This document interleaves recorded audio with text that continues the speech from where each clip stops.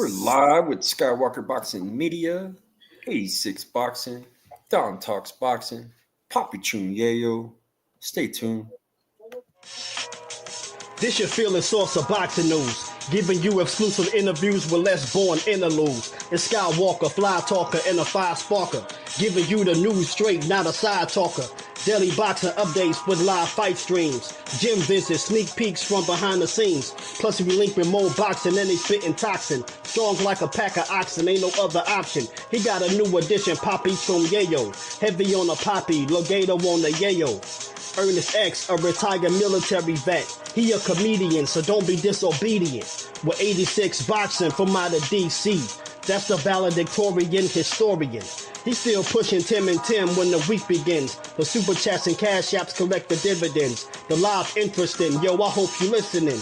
It's not a trick, Tim Jr. running for politics. Skywalker washing windows off a skyscraper. The mother channels stay sweet like annihilators. You get physically exposed if you violate us. You guys food get chewed like Crocs and Gators. It's no reason to explain why you cowards hate us. Skywalker Boxing Media preceding it. Trust me, I understand why you cowards hate us. Leading you is Skywalker Boxing Media.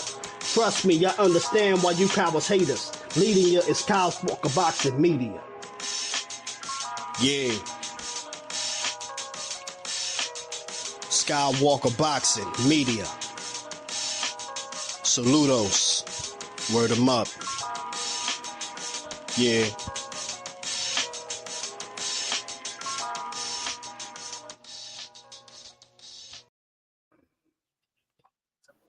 We're live with Skywalker Boxing Media, Team Mo Boxing, no problem. We got 86 Boxing in the house. Yes, sir. What's going on? Shout out to everybody in here in the mix. Happy to be here. Salute to you all. And we got Dom Talks Boxing. How you doing, Dom? Good. Hey, guys. And we got my brother Poppy Chun Yayo. Yeah, we already know. Heavy on the Poppy, light on the Yayo.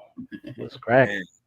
Hey, man, I'm glad to get everybody together, bring everybody together. We got a lot to talk about, especially media experiences. I titled the show Media Experiences because Josh with 86 Boxing was embedded with Tiara Brown for this fight camp on her first title defense.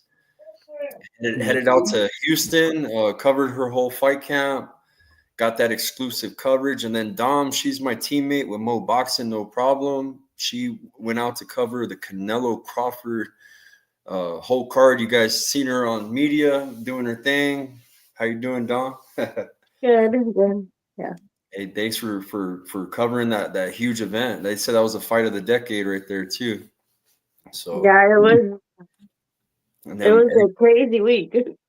Yeah. So I'm gonna start with Josh, man. Josh, September 20th, Tiara Brown had her first title defense. I know that Poppy Chun Yayo linked up with you, and you guys visited the Hillcrest Boxing Gym. Got to meet with the world champion herself, and the Dark Menace, Tiara Brown. And tell us about your experience, man. Yeah, it's been great actually. And being there all camp and just kind of being in the mix is a beautiful thing there. So shout out to the Hillcrest team over there. Shout out to Tiara Brown. I'm wearing that Dark Menace purple right here. She had in the fight. She was rocking with the purple. That's her favorite color there. But no, it was great. And hey, icing on the cake, of course, me and Poppy Chun got to link up there for a little short period. But hey, we're going to link up again because he's not too far away from where I am out here. So, it's just been a magnificent thing. And certainly being there from day one, just kind of seeing the process, it gives you a perspective on things for sure, like what goes into it.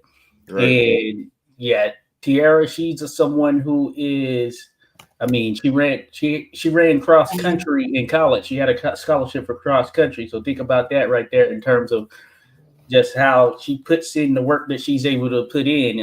I think that's one of the things that has allowed her to get to where she's at, because if you're going to match up against her, then you got to think about that. Are you going to be able to outwork her? And that's what I got to see basically with her. And she's 100% dedicated to the sport.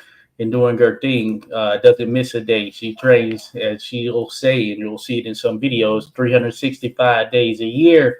So that's the level you got to come with to trying to dethrone her. But yeah, the training camp experience was cool because I also got to kind of do some cross training, cross section with others who were fighting as well. Frankie Scarborough, the franchise, it was cool. Irvin Fuller the third, Trey Pound, got to see them, and they went on. So they fought in the midst of the training camp. Then shout out Coach Ernesto and Metro. They were both putting in that work as well. You just see that there's a level of dedication. You have to be dedicated to this sport if you want to do major things in this sport. You have to be dedicated. So rain, sleet, or snow, you have to go. You have to be there. It's a daily thing, and that's really the approach you have to take to get to the very top of it. Houston in itself was cool as well. It was really my first time in Houston, actually, outside of the airport. I had been to the airport prior once, but this was my first time. So I got to link up with a cousin while I was out there as well. So shout out Nicole. But yeah, the fight atmosphere, great. It was a situation where you kind of just know just from the work that was put in camp that Tiara was going to go in there and do her thing. Shout out to her opponent, Emma Gongora, who I did know prior to this. But think about it, Tiara came in there on a mission, and I knew she was not going to be denied. And that was the case when she actually stepped in the ring. Dominant performance. She wanted to stop her. There was some holding. I think she almost got it, but it's one of those things. But yeah, the atmosphere was live. The vibe was cool. Just seeing the love that Tiara received in the aftermath of the contest from the fans, the people there in attendance. Excuse me, that was great. Her family being there. I mean, nothing but big things to come. And she shared it. She's shared that her intent is to become undisputed there at 126 pounds. So that's the ultimate goal, to get some of these other champions there in the ring. And I think she can most certainly do it. I feel like this is her time. It had been a long journey to get there, but she's here, and she's going to be a force to be reckoned with. Yeah. She's a WBC champ, so she got that coveted belt. Oh, yes. She got that defense out the way. Maybe she can try to get a unification, man. That'd be great. Oh yeah. That would be a major move right there. Nina Minky has a belt. I forget which one she has. It did. Amanda Serrano has 2 of the belts. My bad there. Hit the wrong button. But Amanda Serrano, salute there, Rodolfo Rivera Jr. But Amanda Serrano has 2 belts. But Amanda, she hasn't fought at 126 in a good long period. But I believe she's going to be fighting, I guess, maybe this year or early next year or something like that at 126. So she's held the belts, but she hasn't really fought at 126 in a while because, of course, the fights with Katie Taylor and all of that stuff. So it'll be interesting to see if she continues to operate there at 126. I don't know. I don't have any inside info in relation to that or anything, but it will be interesting to see. So, of course, those are the 2 others with the belts there. So we'll see how things transpire as the remainder of this year goes on, and then early next year. Nice. I want to shout out Raheem Aprose. Raheem. It's got a documentary that's out. It's called The Boss and the Worker. It's now streaming on Vimeo on demand. There's the link right there. Yeah. If you guys want to support our brother, man, he supports the whole community. Check out that link. Check out the documentary on him. It's a cool behind the scenes. I've watched the video myself, and it shows the behind the scenes of what he's been doing, and a little testimonial from people around him. It's a great documentary, man. Support our brother Raheem Prose. Albuquerque loves you. Much love, brother. What up, Prose? You see, I got the apparel on. Yeah. Yes, sir. Yeah. Hey, Josh. Let me ask you, man. What was your favorite part of the process that you just went through? Like, what part of it excited you the most? That's a good question there. I would say that just realistically speaking, the training camp and just kind of being there, that is probably the part so people don't often get to see and be a part of, and just kind of being there on a daily basis and just seeing it up close and personal, seeing what goes into it and kind of all the work that goes in, and then that dedication there and that mental aspect of just understanding you have a particular mission and sticking to that, just seeing that at work is an inspirational thing. I would say that was probably my favorite part right there, just from a overall standpoint in terms of the benefit, in terms of just seeing that, just being a part of that, seeing that work put in, because it's like anything, there are some days that, we may not want to do certain things. You take it if you have a job, of course, their job is boxing, for instance. There are some days where you may not be just 100% there, whether that's physically or maybe there's some other stuff mentally that is throwing you off. But you got to do what you have to, you got to do what you got to do. You have to just understand what's at stake, and just seeing that and knowing that level of dedication takes place and just being a part of that. I think that shows that if you really want to pursue something, then you have what it takes inside of you to actually make that happen, and you just continue to push at it regardless. When you don't want to, when you want to do something else, you know what the mission is, and then that discipline that comes with it, just seeing that and being a part of that is like an intimate thing in some sense. So I would say that's probably the big piece of it, just seeing that progression. And then, of course, the victory is always the added plus, the icing on the cake, you can say. Right. I got one more thing I want to ask. I don't want to hog up all the time, but just from a creative person's perspective, Yeah. do you now see how you could have a camera that follows you around or follows them around to be able to create some sort of documentary or some sort of promo for them? Did you see an angle for something like that? Of course.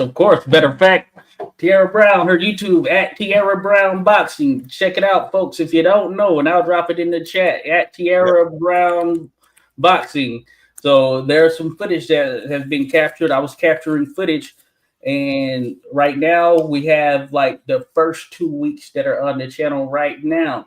So there are avenues and angles for that. There's so much footage, so many photos. You can only do so much, though, and then especially when you're going back to edit that information and choosing what to keep in there.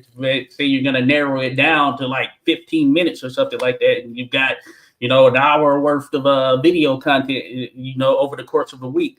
But yes, there's a benefit to that, and I think people get to see the personality, the true side of these different fighters outside of what you may see from the broadcast or whatever it may be. So that was most certainly a plus from a creative standpoint. So that is something that I think a lot of more people will be, inclined to get more insight in. So Tiara, if you follow Tiara Brown Boxing right now, weeks 1 and 2 are up there.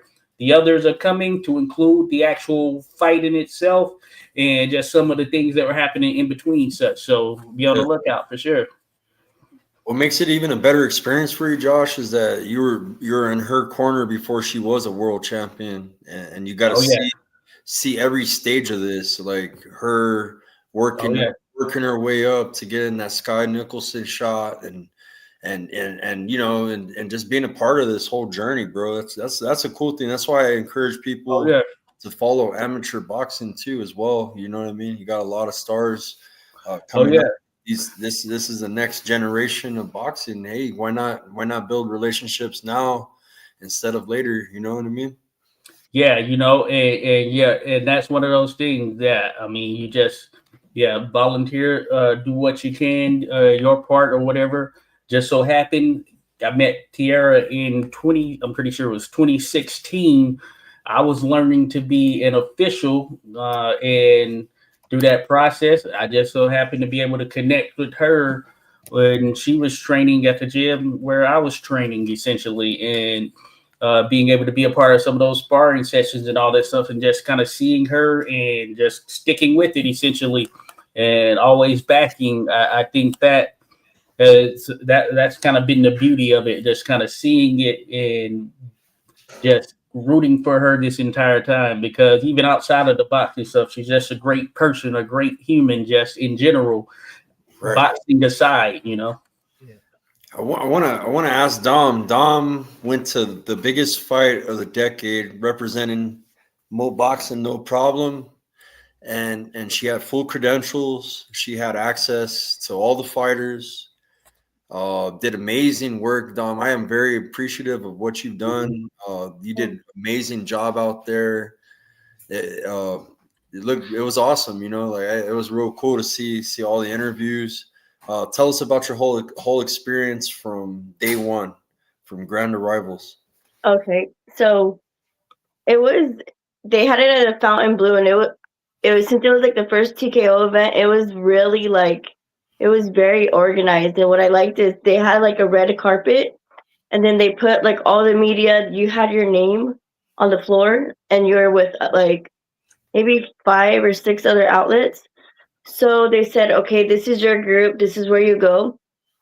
When Terrence and Canelo walk by, between your group, you get 2 questions for each boxer. So what I liked was that we were able to like collaborate and be like, all right, I'm gonna ask. We all agreed like on 4 questions, and then one person got to ask there, and then like, and I like that. Like everybody like got to collaborate. We weren't like fighting for, who got to talk.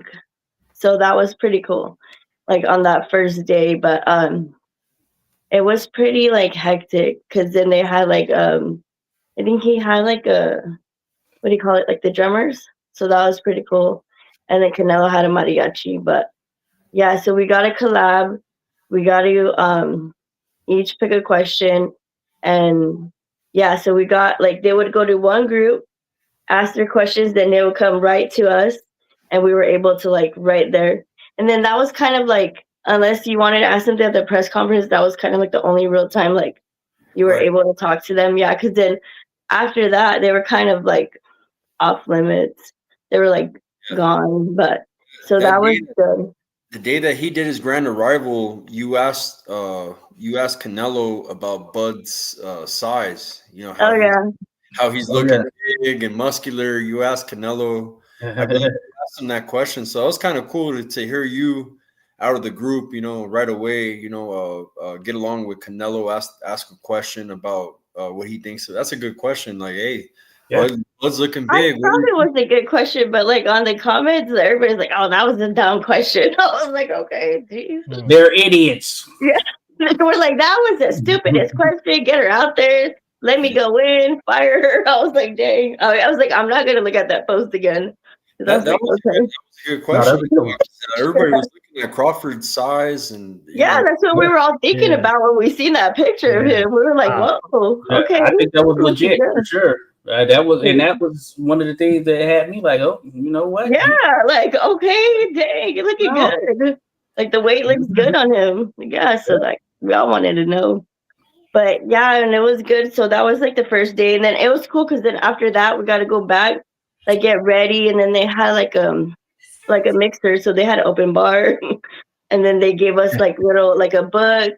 Then they gave us a tour of it's called the Hall of Excellence. So they had like a bunch of like memorabilia from all kinds of sports. So they had like some of like Kobe stuff, Muhammad Ali's like his robe. So we got like to tour that, and that was cool. And then you got to kind of like break the ice with like the TKO people, the UFC people, and like talk like that. So that was pretty cool on that first day. And then the next day was like a super long day. It was like the media day. And that was cool too, because we all got to like be there, and we were able to ask like whoever from the the undercard. They were all like just sitting there waiting for us, and we got to go like from one to one to one. And so I like that we could just like, okay, I want to ask him this, I want to ask him that. So and I liked it because I was talking to some people that nobody was really going to. I was like to me, I was like, hey, oh. It was funny because I was like having this translator right there, and then she was like helping me, and I was like, who do you like better, Anyway or Nakatani? And he's like, Anyway, like Anyway's his favorite, and I was like, okay, but that was really cool. And then let me see. Then the next day was the actual press conference, like for the public. And what I liked about that is they did it inside, and then it was in the T-Mobile Arena, so it was like packed, like oh yeah, full up, yeah. And then also on the weigh-ins, basically the whole T-Mobile Arena was probably like maybe like 15,000 people there. Because when it was still going on, people were still, when it was over, people were still trying to get in. oh wow, yeah, it was like the magnitude of everything was just like, wow, this is it. We're really here. Like all like the 5 months and everything was like, oh my gosh, we would be like, tomorrow, oh, we're gonna know like this time tomorrow who wins. We're gonna be talking about it, like, and it was just like everybody was so hyped. We were like, somebody's gonna be crying, somebody's like, the people like, we're gonna come to the streets, and like they're either gonna be like partying or they're gonna be like, they're gonna be partying either way, but we're gonna be able to tell the difference. So, and it was cool. And then what was crazy about Fright Night, they put us like all the way on the top, so we got to see like on top? like on the ledge, yeah. Was it and still? Then what was that? Was it good seats still for media? No, yeah, I liked it because you got to see like, you got to like feel like the whole vibe of everything. Because sometimes I feel like if I'm like a little too close, like I'm a little too short, like I can't really see that good. yeah. So it was cool. Like they have the giant screens, but it was like you could see from like the undercard. It wasn't like it was not that many people there. So we're kind of like, like, is this gonna sell out? But by the time Canelo-Crawford, where like every single seat was packed, and then like the roar, the yelling, like it was just so like epic. Like so many people.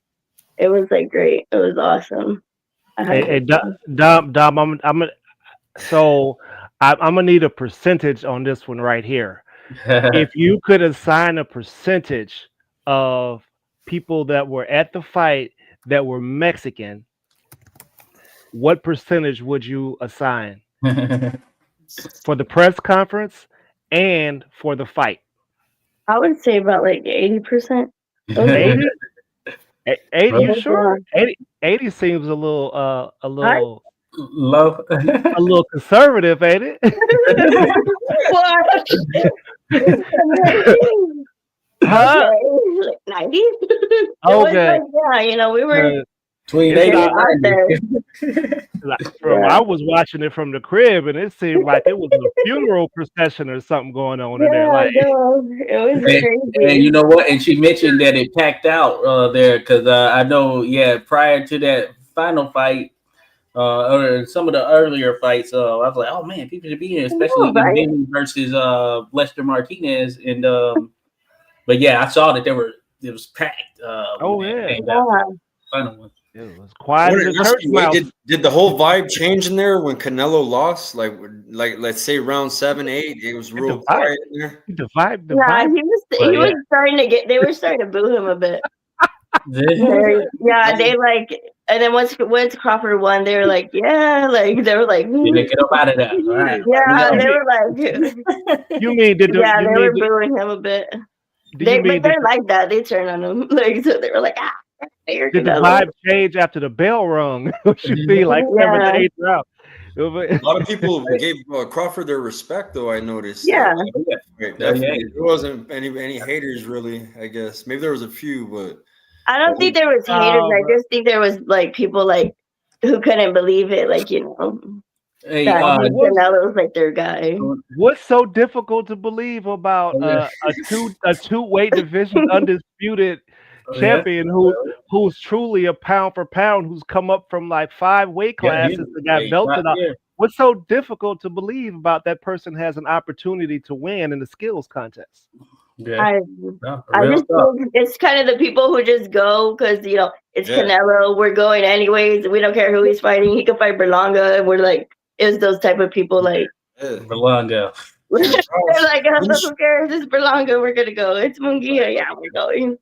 Hey, So I feel like everybody. I want to ask. I want to ask real quick, Dom. Were you in there? I'm taking it you were in there when old dude during the. This might have been the day before or whatever.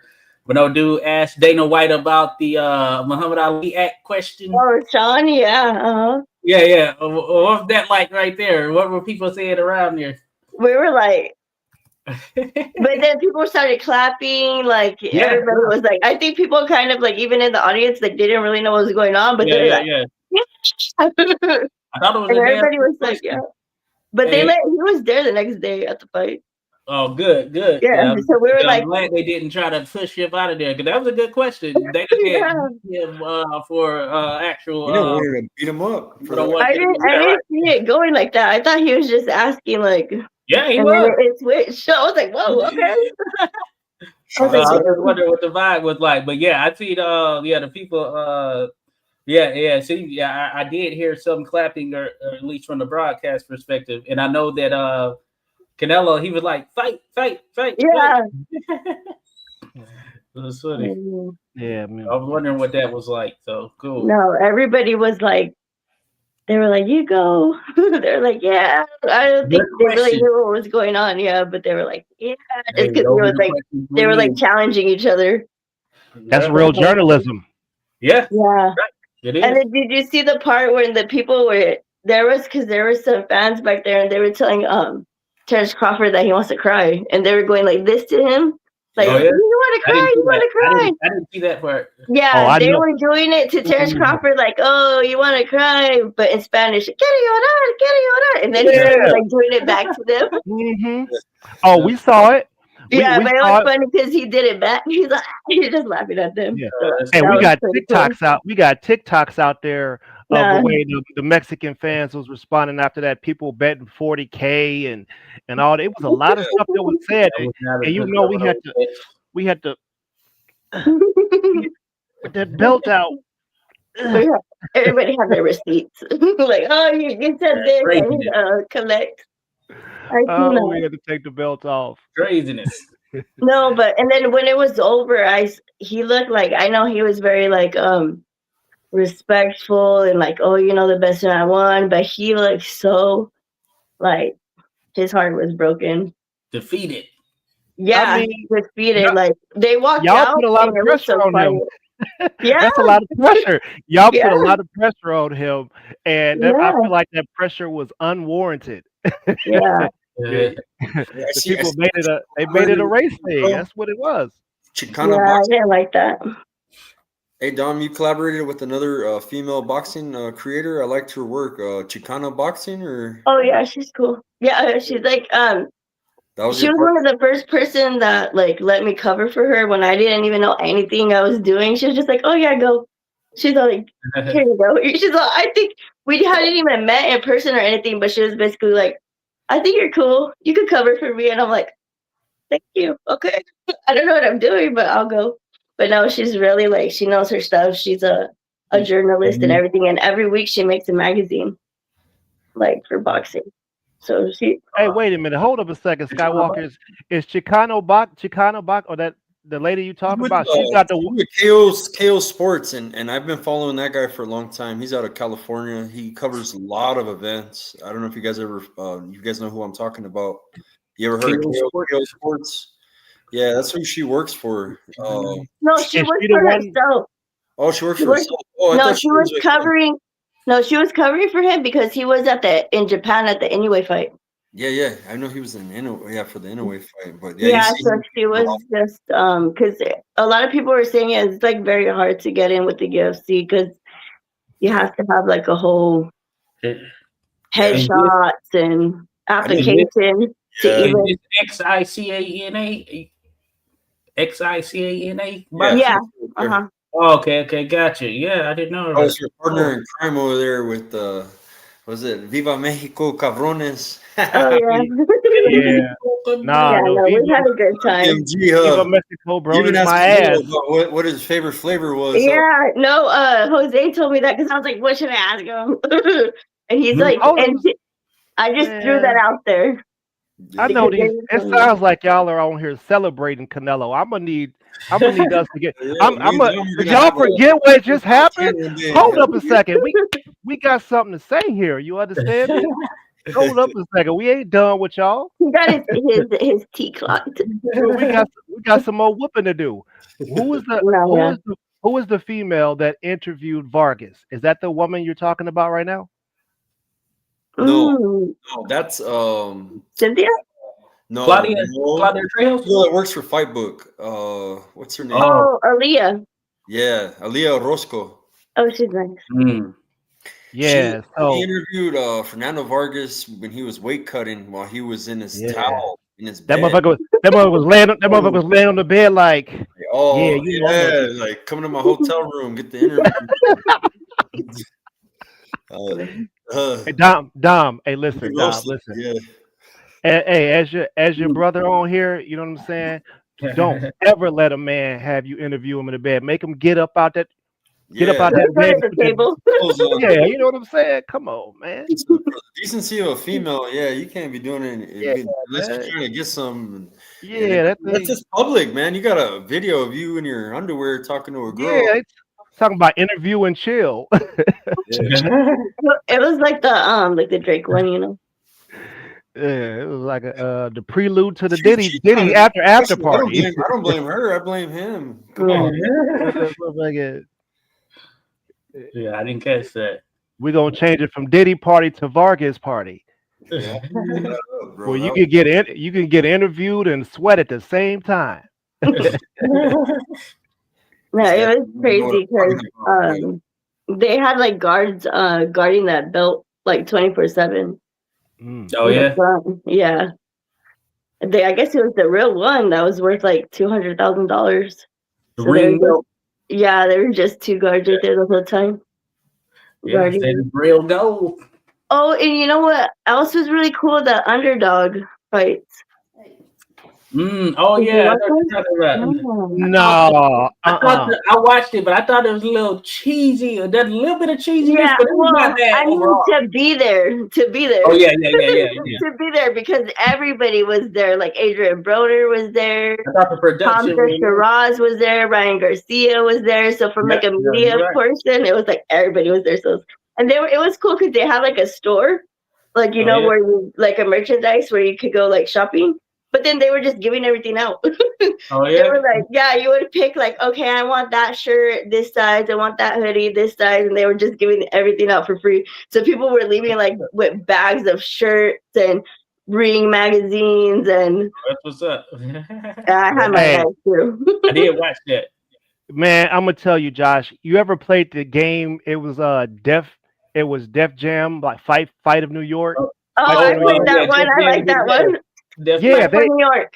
Yeah, they made that event kind of seem like that. I thought it was corny, if we're gonna be honest. I was like, man, you guys have gone too far WWE with this. Like, if you guys want to have an exhibition, you know what I'm saying? If you guys want to have exhibition matches, then have a sport and then have the exhibition matches separate and let that be something else totally different, because I don't know. Like, it didn't land like it needed to. It was something was missing. I think the main guy, he was really good because he was a champion, so he was that princess. The little Hackett fought Look on at his like, area. The princess. He got a stoppage. Yeah. I always just saying his name because his name is the princess. I'm like, what's up, princess? Welcome to the underground. Yeah. But the outfit, it looked like there was a decent amount of people there that were, into it and all that stuff. But they had, I know they were going for a little like underground. Yeah. Yeah. It was really like underground, like low key or something. Yeah. Everybody was there. That's why I feel like for most people. Yeah, don't do that. Don't do that. It seemed that it's going to be a series, I guess. Maybe more. Like every month, supposedly. Okay. No, I bet that atmosphere was live right there, and at Allegiant Stadium. I guess it's one of the nicer stadiums.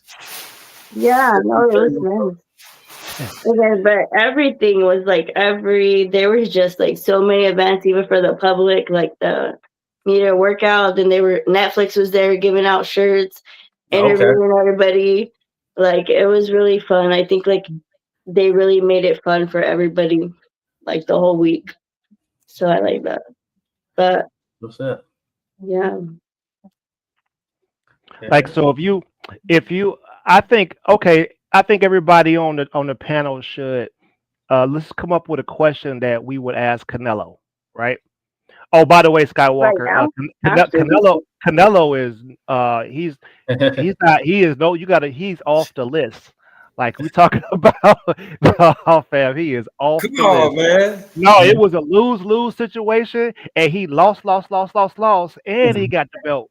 He got the belt whooping.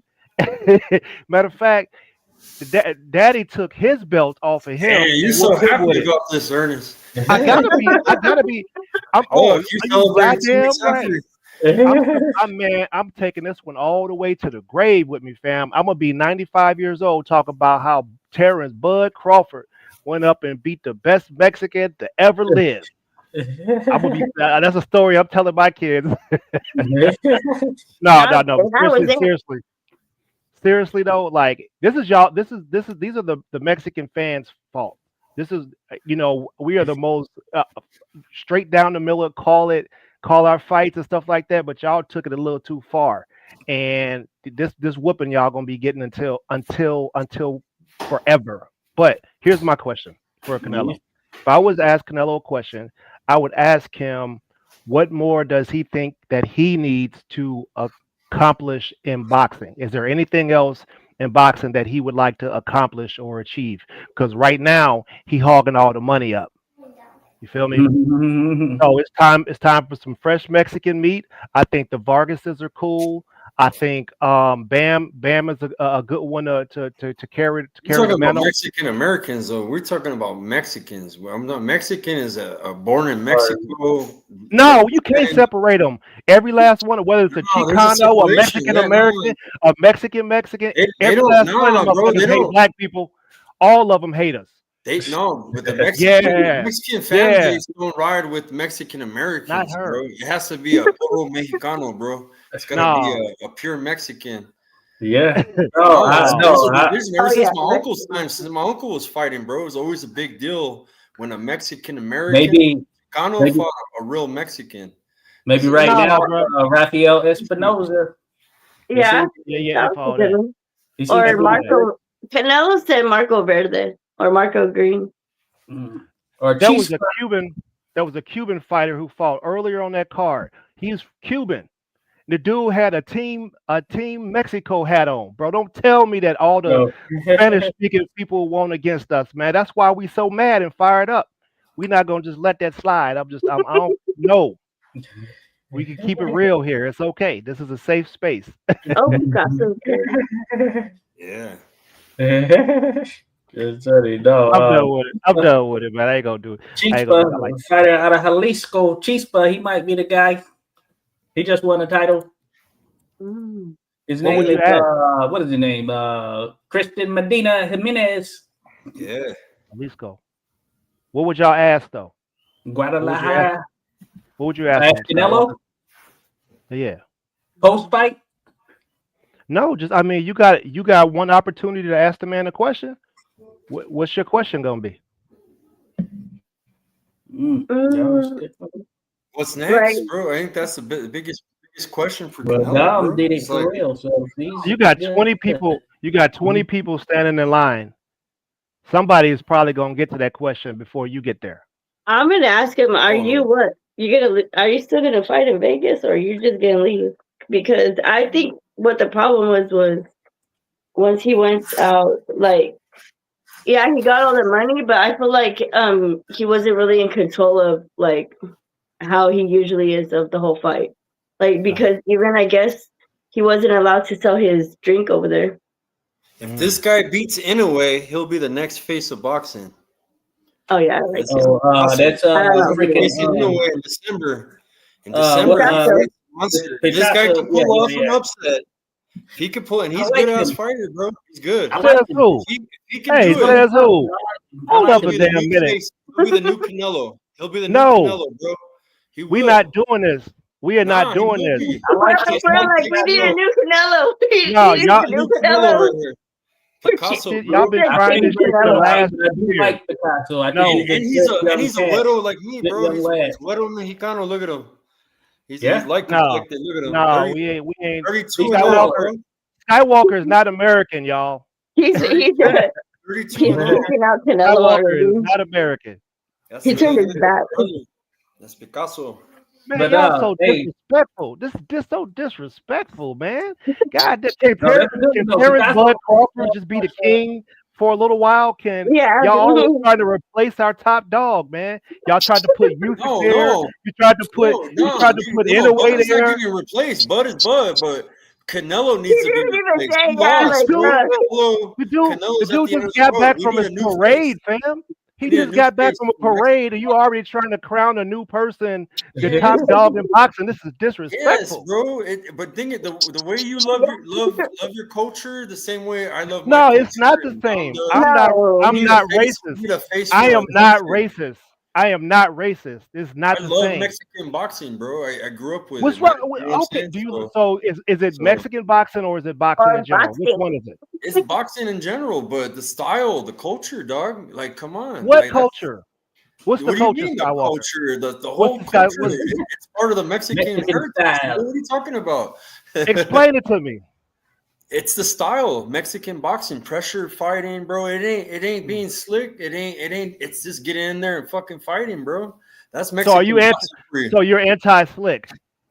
I'm not anti-slick. I like it, but bro, it's not Mexican boxing. Mexican boxing is about getting there and banging, bro. That's what Mexican Mexican boxing is style. all about, bro.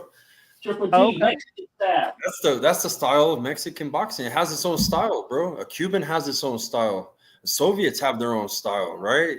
Yeah. Filipinos got their own style, Do right? you like the Soviet style? I do. I like the jab. I think the jab's very important, bro. Having that constant in and out foot movement. I love the Soviet style, bro. But it's a hard style to mimic, bro. Tell you the truth. Not a lot Hey, of look, people hey, do that. Some are no better than others. disrespect. No But the disrespect to all the Soviet people and out there the- that agree.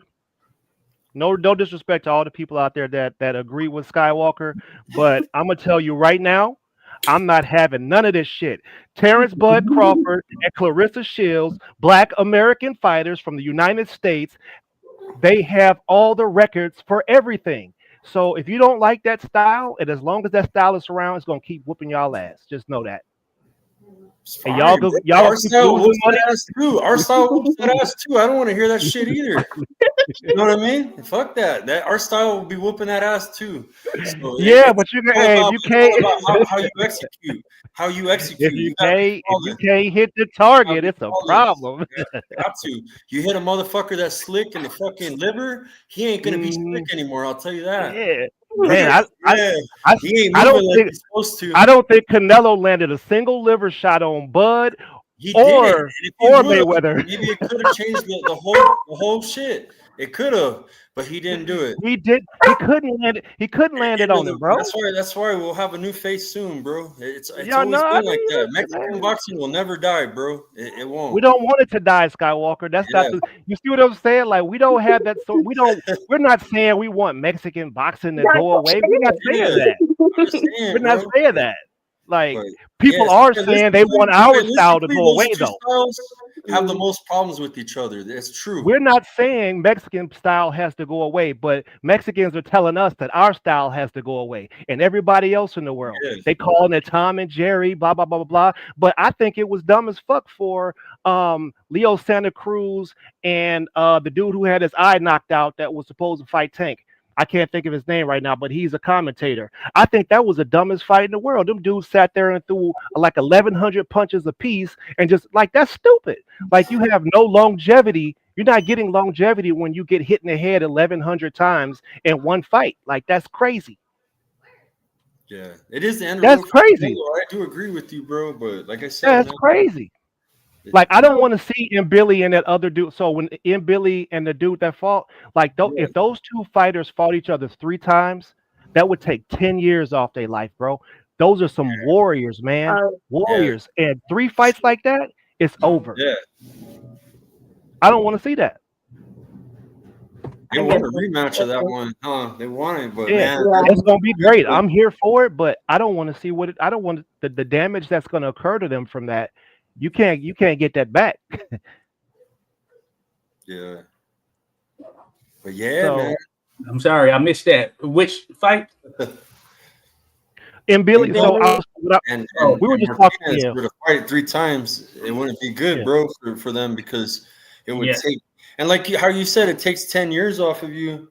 You know, battles, man, these guys when they really test themselves, bro, it really takes some years off. I agree, bro. You know what I'm saying? And a lot of fighters, they'll be great for a while, but the greatness don't stay because it gets taken out of them little by little, man. It's like mileage on the car, right? So hey, no, I feel what you're saying. I think that might be the case. I think some fighters, they have a style that has a shelf life. I always felt that a guy like Oscar Valdez, his style had a shelf life, but I did like him. I feel like Mbili, his style definitely has a shelf life. Right. I think Martinez is less of what we saw, but that's what he was drug into because he's catching Mbili while Mbili's at the top of his game. You know what I'm saying? But yeah, I do think that will take a lot out of each other. It's going to be. I thought that first fight here that they just had is the fight of the year thus far. Though I could be missing something, I do think that's the fight of the year based on what I can recall right now, at least. Now, yeah, it'll be interesting. Those fights are typically hard to live up to, and if you can live up to it, then that means a lot of damage you're going to be taking there to be able to top what they just did, and maybe someone goes down in a way where this fight doesn't go to distance, you know. Tim Tszyu and Fundora, that was one of those type of fights. The first one, the one kid, Erickson Lubin and Fundora, those types of fights right there. Like I'm surprised Fundora is all right now, as much as he's going in there and taking it. Like that's best crazy. Fight this year, bro, and it was a banger. Was that Sugar Nunez and I still need to see that one fight, bro. Man, oh wow, bro. If you guys really like that and Billy, think that fight of the year. I believe it is, bro, because I think both guys really brought it. The underdog won, which was, you know what I mean? Yeah, I mean not the underdog, but the underdog really brought it and brought a real close fight, bro. And it was they were banging. My vote is I gotta check it out. My vote is for the Cannon and Bokachuk. That fight for me, I thought that fight was better than the Mbili fight because it was a good fight. Stylistic, Brandon Adams. I felt like that should have been on the actual main card. I understand why they put the dude, the Muhammad there, of course, because he's tied to Turkey. He's from Saudi Arabia and everything. But realistically, that was like a prelim, potentially not even televised fight. But prelim fight for sure. They should have had Kenan and what's his name open it up, Boychuk.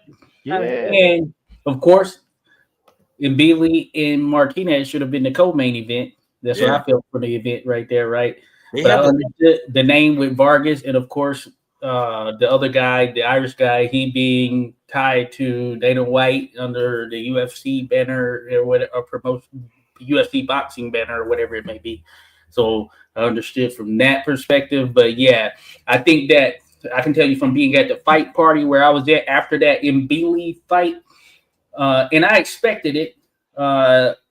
A lot of steam was taken away with the Walsh and Vargas fight because this is a different style of fight, which I expected it to be with, of course, Vargas taking on his toughest opponent. And I guess you could argue maybe Walsh taking on his toughest opponent. And it just was going to be a hard one to follow. But I felt that Mbili and Lester Martinez coming into it was going to be probably the fight of the entire event in terms of what it brought, excitement-wise. Yeah, both heavy hitters, man. And stylistically, like you said, Lester Martinez really didn't box from the outside a lot because he was forced into these Yeah. wars, man, within Billy. So it was a different Lesser we seen, bro, too. Yeah, no, he was forced. He was forced to stretch himself in a way he had to, you know. And I was saying because there were some at the party that I was at, they're more casual fans, right? And yeah, I was saying, man, and Billy, hey, he is not gonna stop. And of course, he didn't. He is not gonna Did you hear the stop. He punches, just got Tom? that style. How were the punches? How do they sound inside there? Could you hear them? Lester and then Billy's punches? Not really, just because everybody was just so loud. Oh yeah, They're like On TV, everything. bro. Everybody was just They like, were thudding, man. They were trading Woo. better. It was loud. yeah. On TV. yeah. I don't know. It was loud for the. It was definitely loud for that M Billy fight because Yeah, yeah. the one after it was like, wait a minute, what just happened here? Like, I know, and I think that they should have done that differently. They should have done that differently because I think they kind of pushed away some, or you know, the casual fan. They probably don't understand. You know what I'm Yeah. saying? Like, but Mbili versus Martinez should have been the lead into that contest with Crawford and Canelo. You know what I'm saying? But hey, I feel like Turkey I feel like he got to fire his matchmaker. That was like the biggest event that was supposed to happen ever. And the order, actually, you know what? They've been really kind of disrespectful to where they're placing the American boxers at on their cards now. Because I'm pretty sure that we're the ones that helped build the zone up. I remember when Devin Haney was there first and when Tevin Farmer was there first. But now they get on the cards and they got them on the undercard. Like, bro, this is some mad disrespectful placement. You know what I mean? yeah, Like, that come on, man. Muhammad versus his opponent should not have been freaking main card fight. I mean, Disrespectful, man. He's been doing that. it's like crazy. I understand he's the guy. He's going to be the next guy for Saudi Arabia. He has a potential at least to do some things, but yeah, that should not have been opening up the event. That should have been on the prelims right there. So Adams versus Boychuk should have been the lead-in fight, in my opinion. Main card. You know, they reversed a couple of things, but hey, at the end of the day, Crawford versus Canelo did deliver in suspense in the sense that we did get to see we did see Crawford come on in a way that it made it be like, okay, well, Canelo, hey, he's gonna have to really come for this. You know, he's gonna really have to go for it here in this latter portion of the fight. So I think that added to the suspense right there, just having it play out in the way it did, in a sense. Though Canelo didn't quite come on the way that we thought he would, but I feel like that maybe 10th round, 10th, 11th round or whatever, you could see him start to kind of come forward more. He just didn't dig in enough. And hey, at the end of the day, it was a Crawford victory. Man. I gotta be serious. Hey Dom, let me ask you something, man. Okay, throughout your time that you've been going and you know, having conducting interviews and things like that, have you noticed any equipment that people are using that could make their job easier? And is there something in particular that you would possibly want to make your job easier while you're out there? I would think maybe those glasses are cool.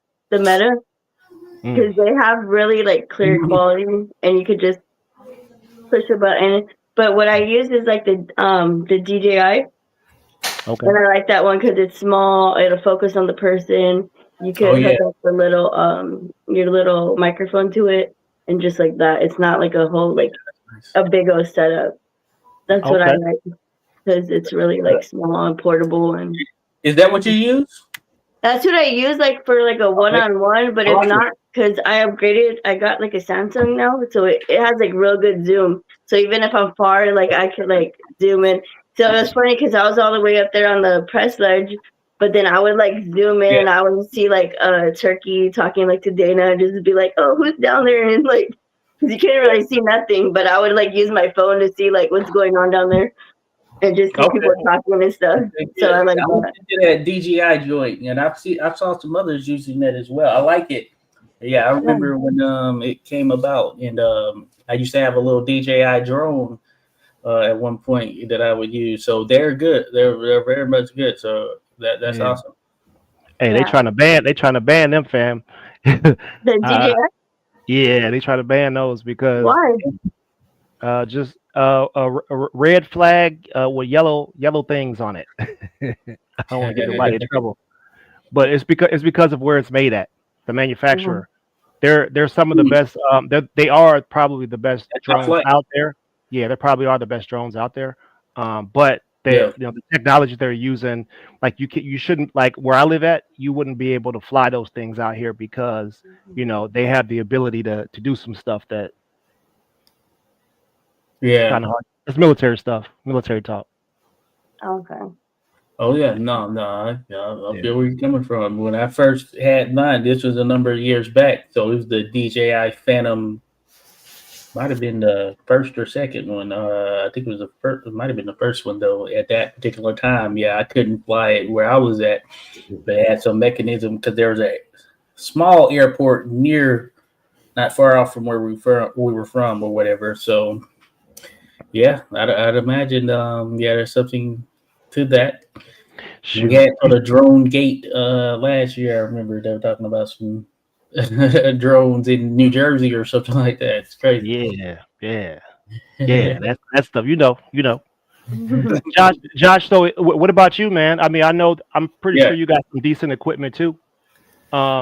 Is there something I that need you to wish upgrade. you had?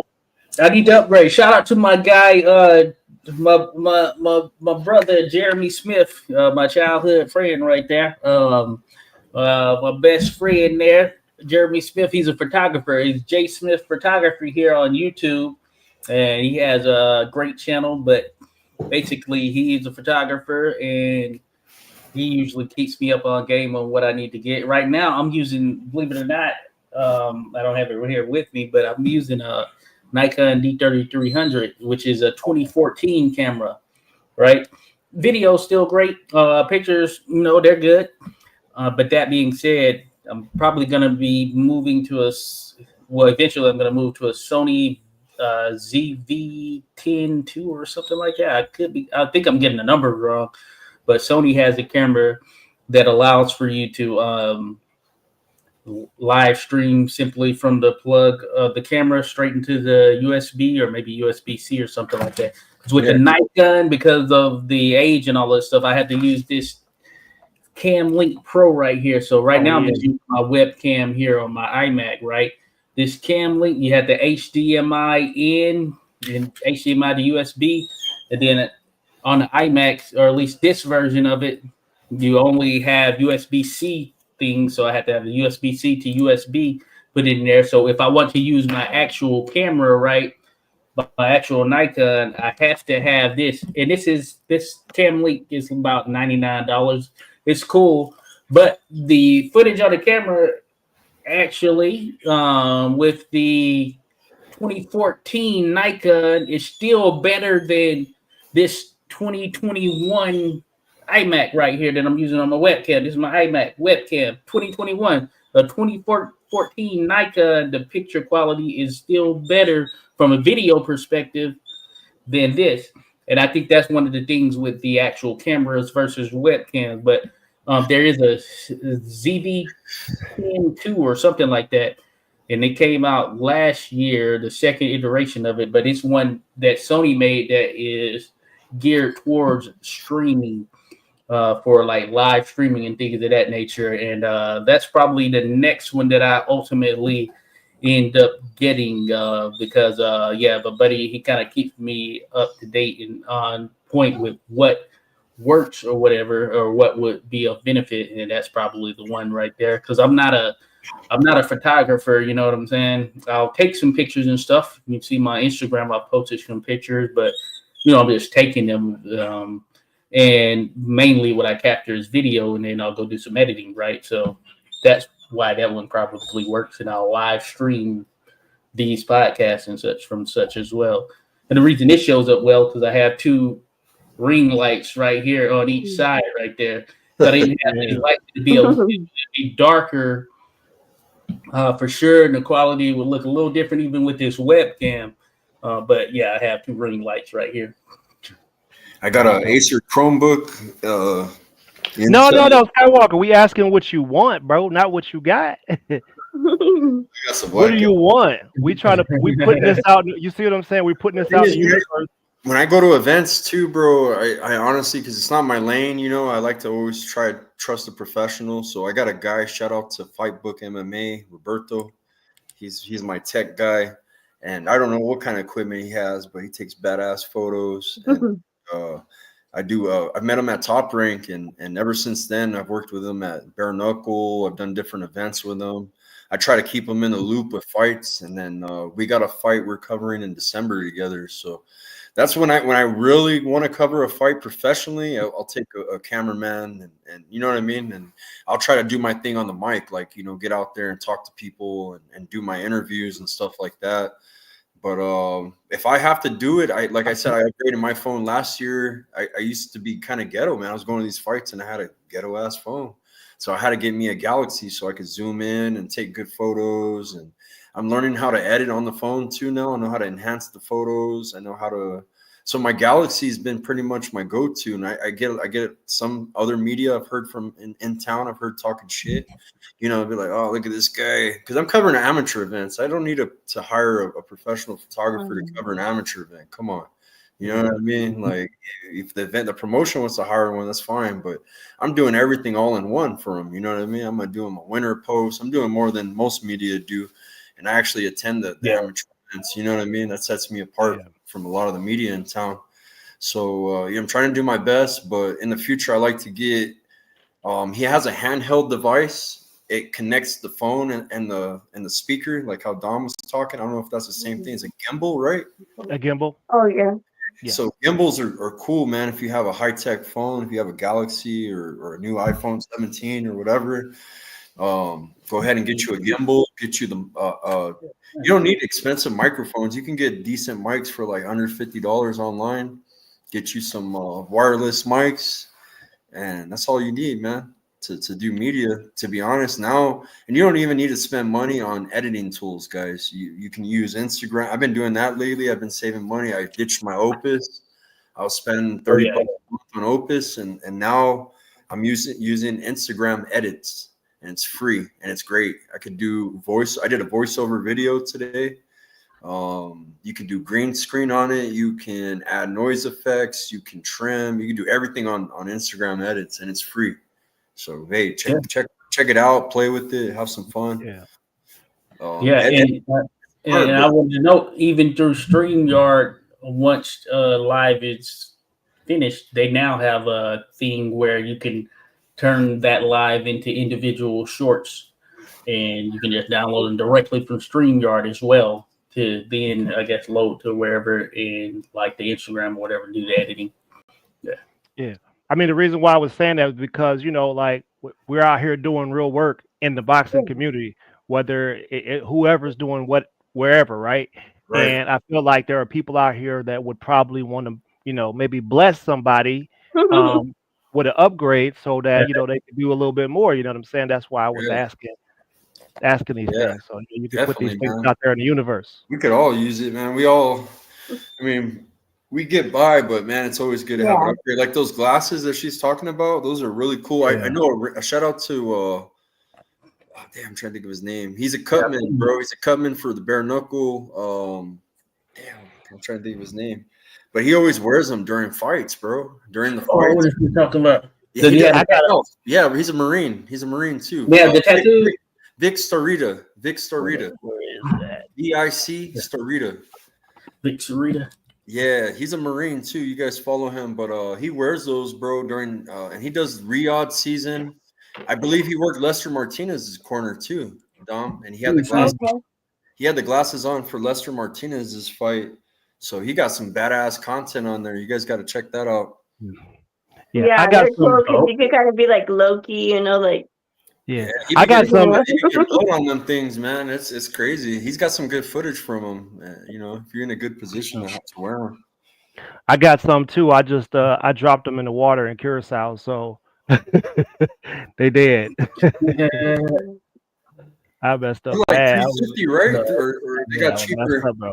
How much do they run? They're about $300. I considered this, but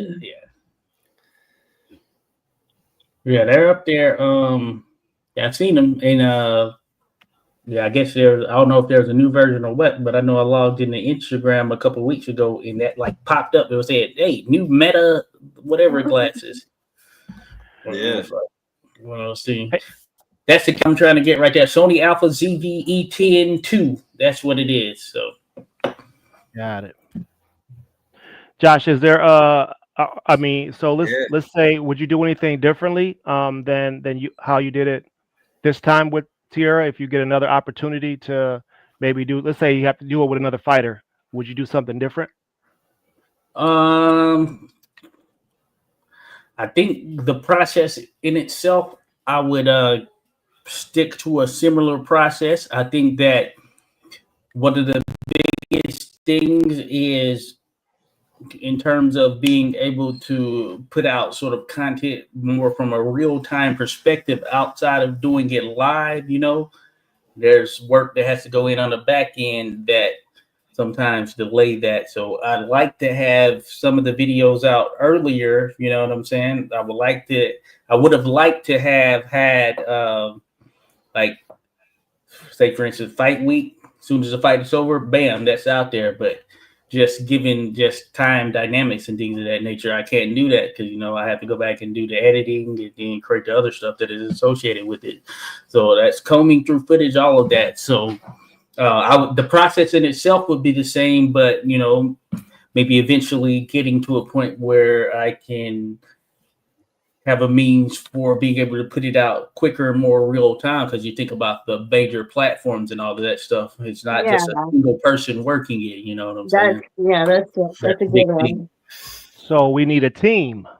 Yeah, you need at least like Team a matter. duo. Wait, I'm Even gonna the give you a biggest quick video YouTubers, insight they of have how we do teams. it. How we do it at Mo Boxing, bro. We kind of have a good system, Yeah. bro. It's teamwork, all right. So we got Tim Witherspoon out there, Tim Witherspoon Jr. He's out there covering the Boots public media workout. What he does is he sends me the videos through WhatsApp. I'm the editor in the rear. I'm the rear editor. If Dom needs help and she's at an event, I'm there. If Dom's helped us out, she's our editor too. She edits while we're at events, right, Dom? So Yeah. you've done our videos too. So me and Dom are like the editors. Sports and Tunes, he's like our networker, big time in California, like David. And then we got our head honcho, and he's good with like, man, he's kind of like a Josh, bro. Like, yo, let's get this background right, Tim. Let's hey, we need to get this. We need this. He makes it like look all good. Perfect, or we need this a certain way. He's real professional, man. Even I dropped a video on Conor McGregor, and Oh yeah. one of the girls Tim was interviewing said she only knew Conor McGregor. So I asked the AI to be humorous. I didn't intentionally be mean, but it came off mean towards McGregor, being like, "Oh, this is the only two fighters this girl knows," kind of like a joke. And it came off rude, and he made me adjust that post right away because Conor McGregor's one of our followers. You know what I mean? Like, and he was right away on the post. He was commenting, so he was like, "I don't want to lose that follower." You know what I mean? So it's like, fix this issue, make sure it's appropriate. You know what I mean? So he's kind of like, yeah, he gets on. He's our master editor, and in the end of it, you know what I mean, which is good, man. We're trying to keep a professional platform. He's like our PR guy. Be positive. Try not to break. How do you say break relationships and keep everybody cool and try to be respectful. You know what I mean? So sometimes we have two fighters that fight. One's from my city, the other he's representing or he's sponsoring because they have a relationship and I have a relationship with the fighter. So sometimes I'll be the one to do a post on my end and tag him, right? And he'll post it out of respect, but he won't be the person that creates the post because he rides with that other team. You know what I mean? So yeah, we do that to help each other out too, man. That helps. That helps having a team, man. If you do media by yourself, you're in it deep, man. You got to be picking sides and all sorts of stuff. So if you have a team, you can kind of like you could play more neutral too, man. Because you have people from different regions. You know what I mean? Yeah. No. See, I feel like there needs to be a conversation had about reporting on boxing. I think there needs to be an understanding in the community that, you know, us as content creators are actually helping the sport by reporting on it. And we Mhm. should be able to say what we want to say, really, as long as we're being respectful and not disrespecting people. We should be able to say what we want to say. Like you can't.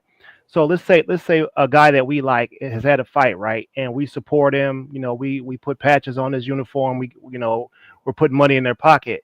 Now, if that person has a horrible fight, and like, wouldn't it be strange to come on here and try to act like he didn't just have a horrible fight? Like that seems like a conflict of interest, really. I mean, Yeah. it's almost like lying. Yeah, and that's the thing. We never lie. We gotta, and sometimes you lose followers, man. You see it. You see followers. You lose followers when you report the real news. You know what I mean? No, that's the way it is. It's it doesn't exist without the media, of course, because no one would know, right? As mentioned, of course, I look into the history somewhat, study some of the history of the sport and all of that stuff. And you think about all the championships, things of that nature, in terms of them being established, like the first world heavyweight champion, John L. Sullivan. It was only because he was recognized as such by the National Police Gazette in 1889 when he defeated Jake Kilrain, basically, in a bare knuckle fight, which is which is a fight of him in bare knuckle, the only bare knuckle championship fight that they have pictures of. That's an example right there. But prior to that, Sullivan had already been kind of viewed as the world heavyweight champion. But that being said, he had a staunch rival of his was this dude named Richard Fox, who was the owner of the National Police Gazette, and he didn't recognize him as such because of the fact that he was of the kind of school that a world championship fight and the title could only exchange hands via bare knuckle. So John L. Sullivan, he's recognized as the first world Yeah. heavyweight champion in boxing, like the legitimate world heavyweight champion. Undisputed, that would be another question, but some say undisputed. But it's because the media recognized him, the National Police Gazette. When we think about the lineal championship, the lineage, it ties back to the media. That's You know right. what I'm saying? That's where that comes from. Without it, then there would be no recognition because people wouldn't know. So that's why they go hand in hand. And a lot of these promoters, I would say a lot of them understand such. Maybe not all, they don't understand that media value and things have, of course, shifted and changed somewhat, but it matters for sure. Yeah, you should want a reporter to actually go and try to not actually be like a friend. You would want somebody to ask a tough question that Yeah. somebody who might be infatuated with the person might not ask, right? You don't. Some people are fans of the fighters as well as reporting on them, and I think that when you do that, it's kind of like shitting where you sleep. You know what I mean? I think Yeah. Yeah. I think the two should be separate and kept to a professional standard. You know what I mean? No. But I don't. I'm just asking these questions because I'm trying to understand everybody else's perspective on this. Yeah, no, no. I think that's legitimate. I've been at events in the media section hearing people cheering for certain boxers or whatever it may be. Yeah. And yeah, ideally, you're supposed to be neutral as a journalist or as a person in media and all of that stuff. You know what I'm saying? I did the thing with Tiara. I wasn't there. I was there as a part of the team as opposed to just being just a independent media person at that time. So my affiliation is kind of known there, you know what I'm saying? But even with that, I didn't use that to kind of take shots in any particular way, against her opponent or whatever it may be.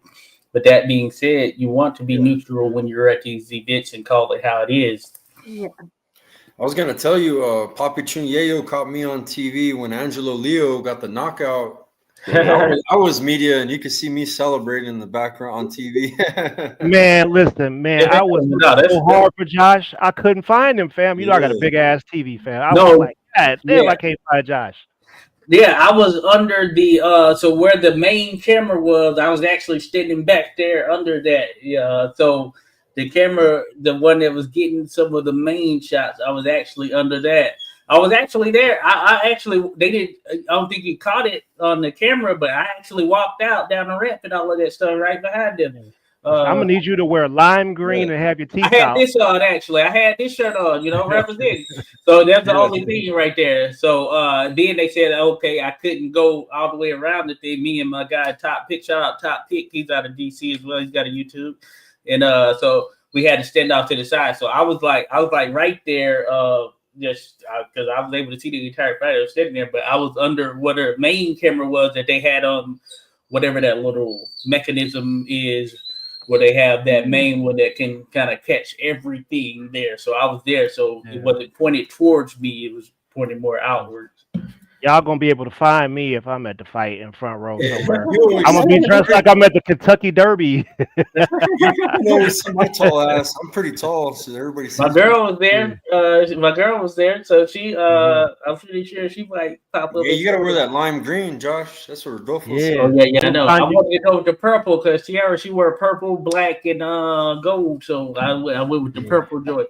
I just Is got she a the Ravens I fan? was out there. Is she a Ravens fan?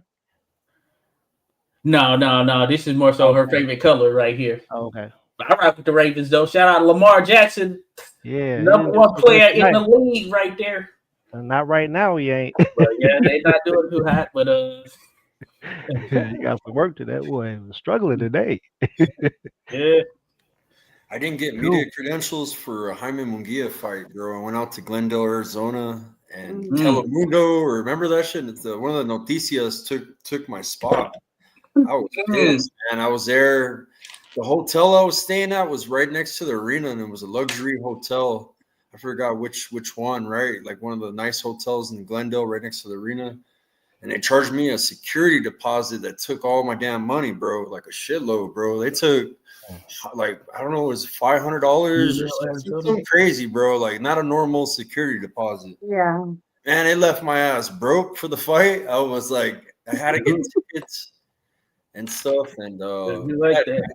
I ended up getting 2 floor seats, right? And the floors were numbered weird. The rows, right? They had like row 1, 2, 3, 4, 5. So I found a row 3. I'm like, hell yeah, I'm getting a row 3 floor ticket. So I grabbed the floor ticket. And when I get there early, and I'm there doing interviews. I snuck my microphone, so I'm still doing media. I'm there, fucking getting Mark Chinook right away, talking to him, talking to I'm sitting there with Michael Carbajal, sitting there with Bob Arum, fucking interviewing everybody, bro. Fucking, I'm getting all the interviews, bro, on the floor, walking around like a boss. I'm sitting there. Remember, you see me on TV. I was in row 3. I was a fight in Arizona. I'm there the whole fucking fight. Co-main event comes up. Some fucking guy comes up with his 2 chicks and goes, "You're in my seat. You're in my seat." Fuck. And I'm like, I'm arguing. I'm like, what the fuck? The girls are all dressed this dude's pimped out with 2 girls on his arm. Yeah. He's kicking me and my 4. He got our seats. And shit. Hey, we had a problem if I was there. Yo, I'm Nobody argue with the usher, and he's like, "Yeah, I fucked up sitting you down. Row 3 is in the back. This is row 10 or whatever, because 12 is front or whatever, so I was all pissed, bro. They ended up moving me from the front row for the main event, so I got to sit there all the way to the co-main, which was cool. But then sit behind Bob and sit with Michael Carbajal. Everybody had these amazing seats, and then they moved me to the back of the floor. I was still on the floor, but I wasn't like in a back row. So it was all fucked up. I was kind of mad. I would have been like, can't sit here, seats taken. Yeah. Nobody would have got to watch the fight. What was crazy about it, Skywalker, is that the dude had a white hat on, just like you did. I was like, oh, this is crazy. I had a New Mexico hat. I had the Zia symbol, and it was white, and I had the Mo Boxing on the side, and I was sitting there, and yeah, man, I got kicked out of my seat for the main event. I was in the wrong seat. Sitting there like a baller all the way up to the Kobe. They were like, man, who's this guy?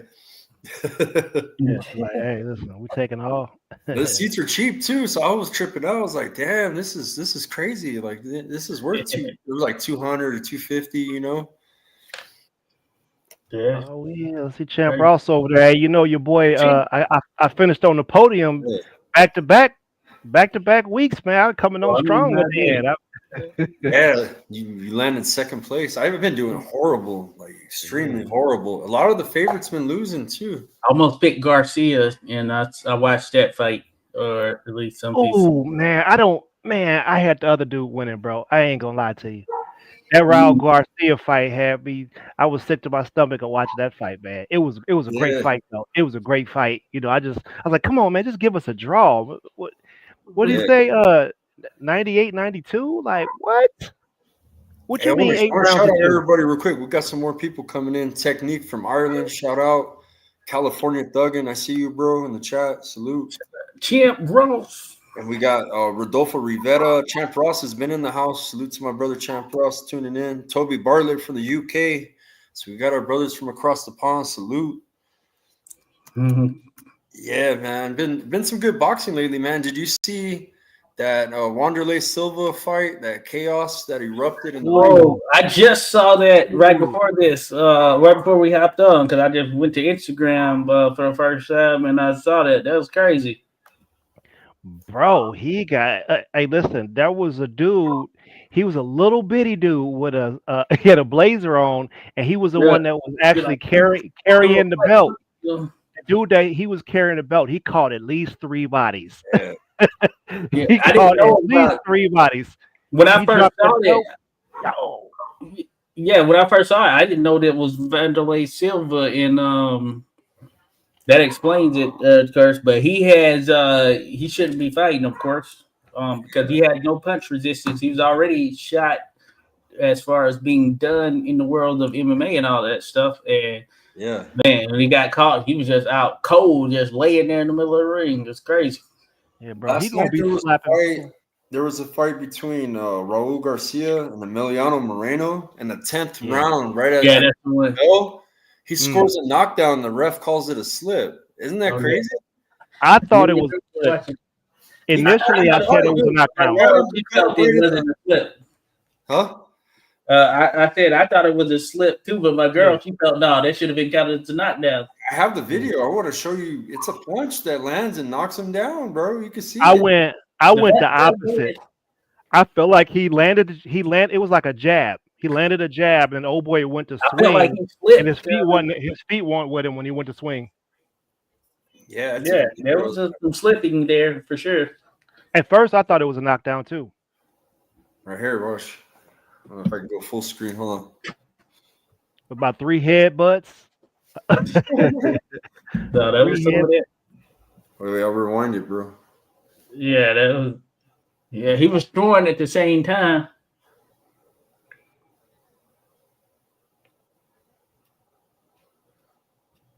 The jab does land. Jab but and swing. Swinging at the same time. You see his head go back from the punch. Yep. Jab, swing. Jab, swing, miss. He was pissed. Look at the interesting one for sure. He still won the fight by split decision too. Yeah, 98-92 was ridiculous. Yeah. They got to run that back. Yeah, hey, maybe that's what'll be next, for sure. That kid's 20. He's 20, bro. He's gonna be something to deal with. He's 20 at 154. Vargas or the other dude? The other dude, Moreno. Okay. He didn't start out well, I would say. He kind of slow starting it.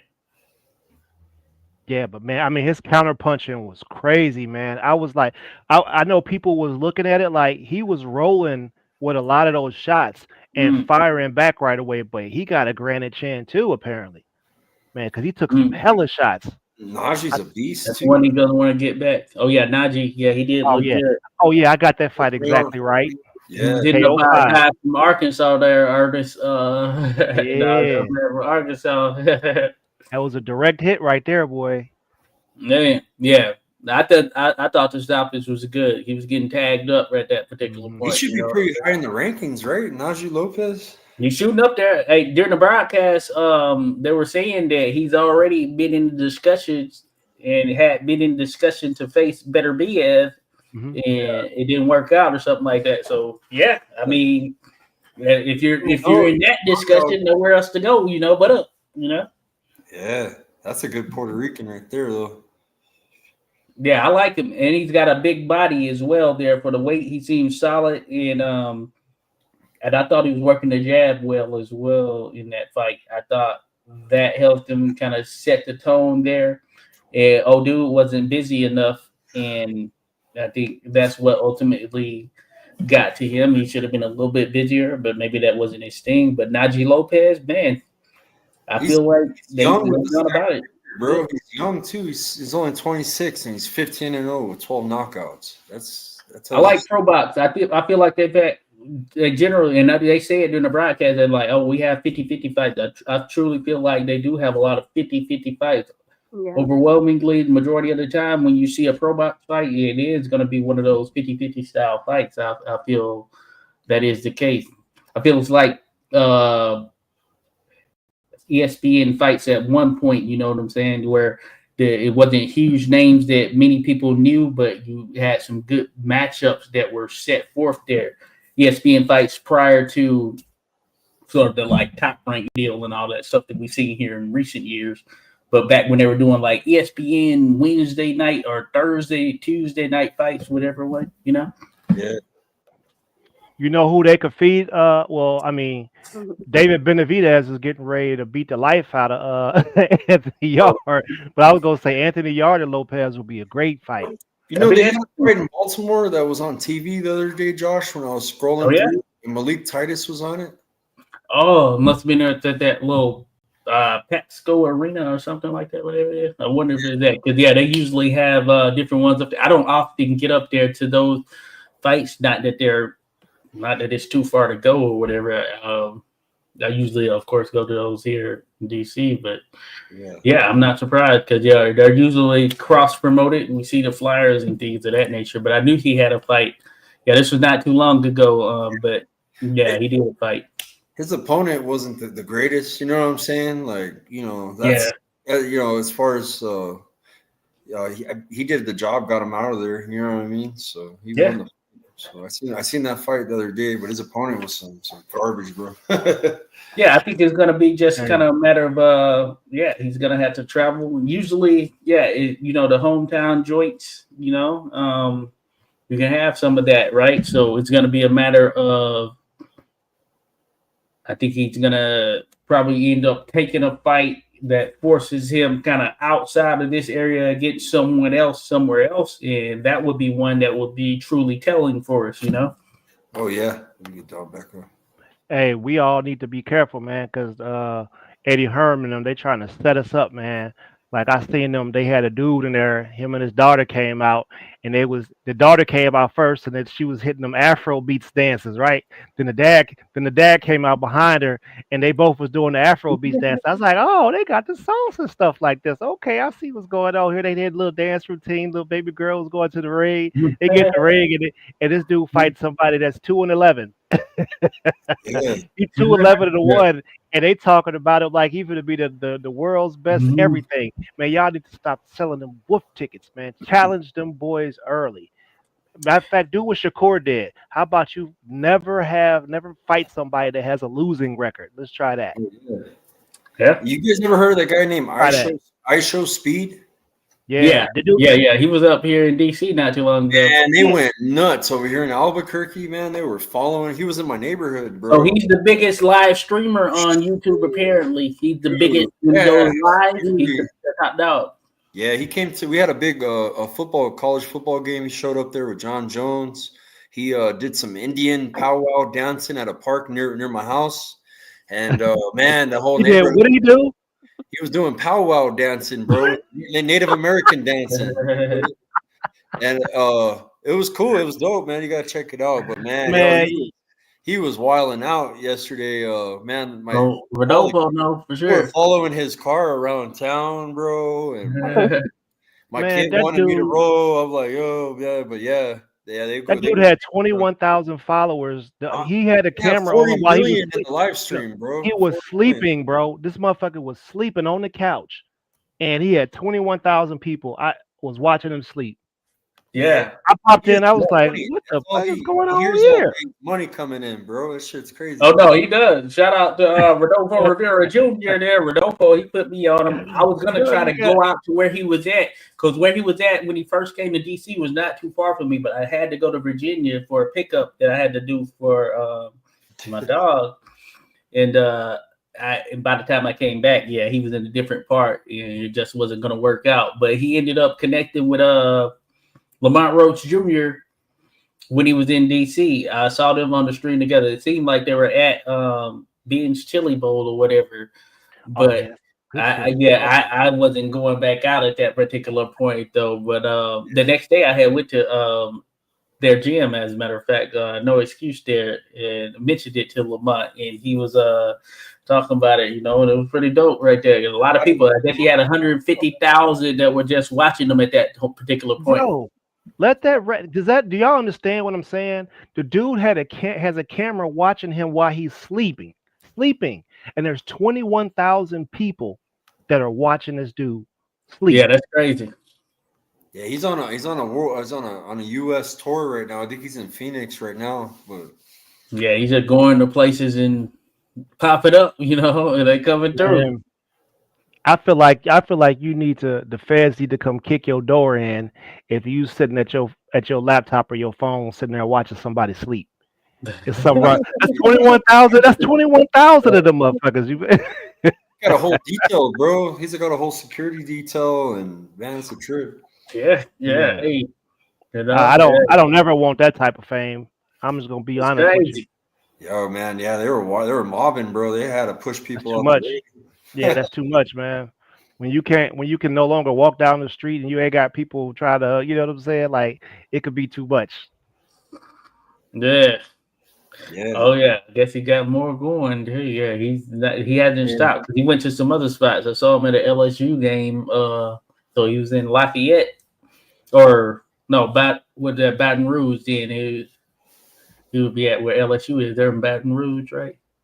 Hey, you know what? Before we get up off of here, I want to say something, man. I got a challenge. This is for Jake Paul and Tank Davis. Oh yeah. Y'all are actually out here getting ready to go do a money grab during Turkey Day week. And there's people out here that are spending their last money to go see y'all fight. So this is what I'm asking. I think y'all should put 2,000 to 5,000 turkeys out in the city that you're going to fight in that week, because y'all shouldn't just be going into these cities and extracting money out of there and going and doing whatever with it. You got to do something for the people and for the sports. So 2,000 to 5,000 turkeys, y'all should hand them out. Pay one of us to do it. You know what I'm saying? But you got to put something back in the community, man. Because what y'all out here, all this foolishness y'all doing out here, it's not good it's not a good look. First of all, it's not a good look. And second of all, if you're gonna be out here acting a monkey, then go ahead and get them turkeys out and give them to the people. We got people that come to our city in Hampton, Tyrod Taylor, I could, the Mike Vicks, the Allen Iversons, the Jerry Forrest of the world. These people are putting back in the community, and I'm gonna need y'all to do that. Yeah.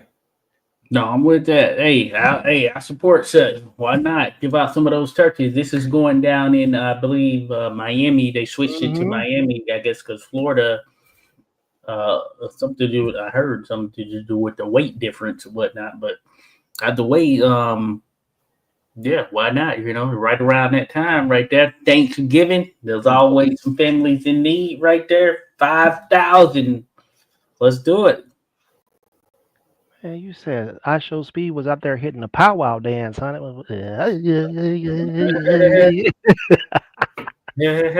Man, god damn, bro. The tap dancing, man. We gotta stop it. We gotta stop. We gotta stop this foolishness. We gotta stop it. Hell yeah. Well, Skywalker, is there any is there any events that that are coming up on the horizon that you're excited for? I got an event October 11th in El Paso, Texas. I believe it's Chrissy Martin Promotions, but not too sure. Josh? Okay. Oh, Well, there's some pro events that are going to be taking place here, but on the amateur side, um, we have some stuff that will be popping up. We're going to do a banquet in December for the PBA boxers, of course. Representing for those in PBA, giving out an awards, like an awards banquet. We did it last year as well, so we're going to have that, and I'm going to do something with the Naval Academy, I believe, on the 3rd. So maybe next weekend here. I'm waiting for the rest of the details. But I usually go out there. So shout out to them. Shout out to Adon who holds it down over there. He's a coach at the Naval Academy. It's always a good one right there because they go against other like collegiate entities or whatever. But I think this one's going to be Navy Air Force maybe.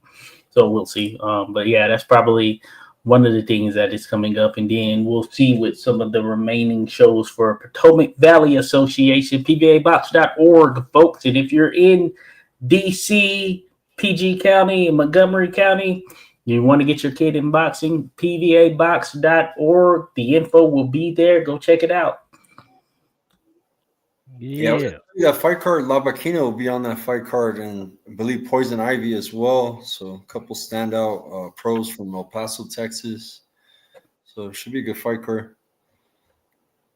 What's up? We got to get her back on, Nayeli, before her fight. That'd be good for the podcast again. I got real cool with her family. Her mom, shout out to her mom and stuff like that. So it'd be good to get her back on. Hey, yo, DC. Hey, look. Hey, whenever the National Guard get up out of there, I'm gonna expect to be seeing something for Tiara. We need a parade or something for Tiara now. What y'all doing?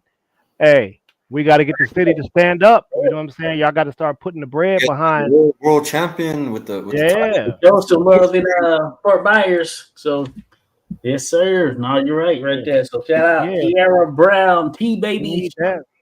We need that. World featherweight champion. Hey, more to come for sure. Man, I thought that KO9 was coming, fam. I was like, oh, she about to line me up. It was there.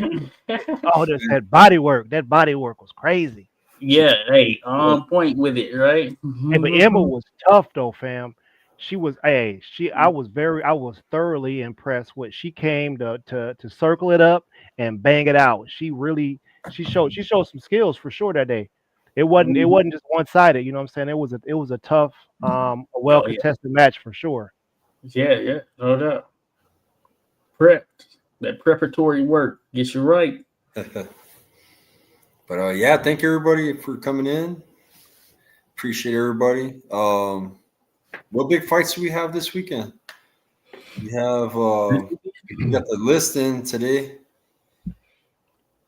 Let me see. I know, man, if I never saw another fight again, I'm riding out on top. If I check out of boxing, I ain't got to defend nothing else because Mello. We got that 360 fight card. That's going to be a really good fight card, man. Wednesday, you got Marcus Brown versus Brendan Glanton, which is an interesting one. Yeah. Interesting. Oh, it is. Yeah, and I don't know. Skill-wise, I go Marcus Brown, though. Yeah, I mean, he's getting up there. Brendan Glanton, he's had some good moments, kind of underdogish in some scenarios. So that's an interesting one right there. I might lean Brown, but I feel Glanton may be fresher. I don't know, maybe fresher, but hey, time will tell. I'm just trying to crack the top 10 because, you know, I can't finish outside the top 10. Trying to get there myself. Can't do that. That 360 card is real good. You got Umar Dezembekov. He's going up against Artem Brusov, 13-1 with 12 knockouts. Both of you guys got heavy hands, heavyweights. It's going to be a banger.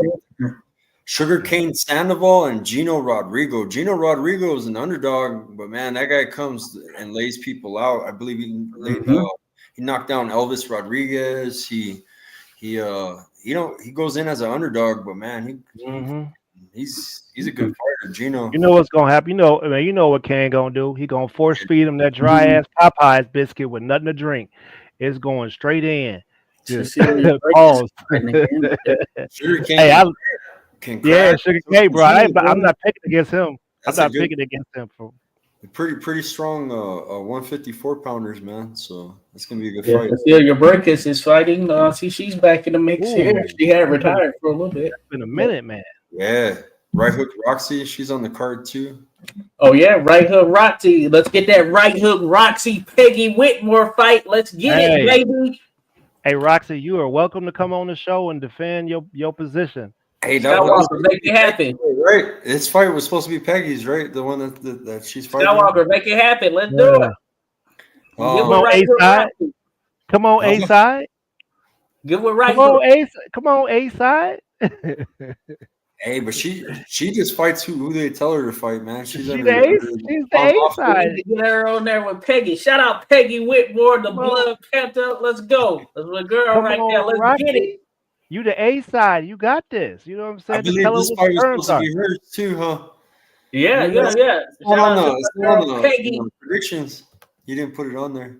Yeah, let's meet somewhere in the middle and get it done. You feel me? Yeah. Peggy, let's get it. We can make it happen. Fight book. Hey, Skywalker, fight book can make it happen. Let's get it. Peggy versus right hook Roxy. Fight book being involved. Let's make it happen. That's how people start trouble. They will be like, you just gonna let them talk about you like that? I know you ain't gonna let them talk about you like that. She said, "Donut up in that thing," you know.